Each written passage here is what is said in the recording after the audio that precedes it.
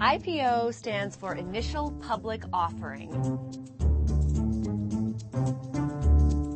An IPO is when a company, whether it's a mom and pop little store that's getting bigger and bigger, or say a social network conceived in a Harvard dorm room that now has 500 million people who follow it, can get on the radar, attract capital, and basically grow up. Companies want to go public because they want to unlock the value in their enterprise. When you can get investors to pay to buy shares of your company, and then those shares are traded on a stock market like the NASDAQ or the New York Stock Exchange, it also gets you money. When you go public, investors are putting money into your enterprise. It allows you to raise money quickly.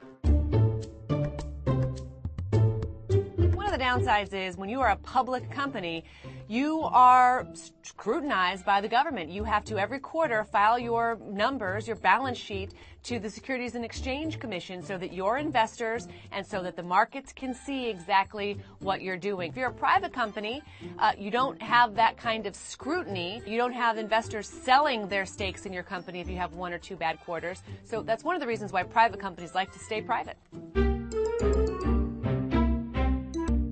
Well, eventually, it's everyone, like you and me and your 401k. You have shares of companies. Those are companies that have gone public, and their shares have started trading on stock exchanges, and then you buy them in your mutual funds, or sometimes you buy them outright, say in an E-Trade account or something. Initially, at an initial public offering, it's the big names who get in. It's some of those original private investors. They usually get a good shot. Founders of the company get a good shot to buy more if they want.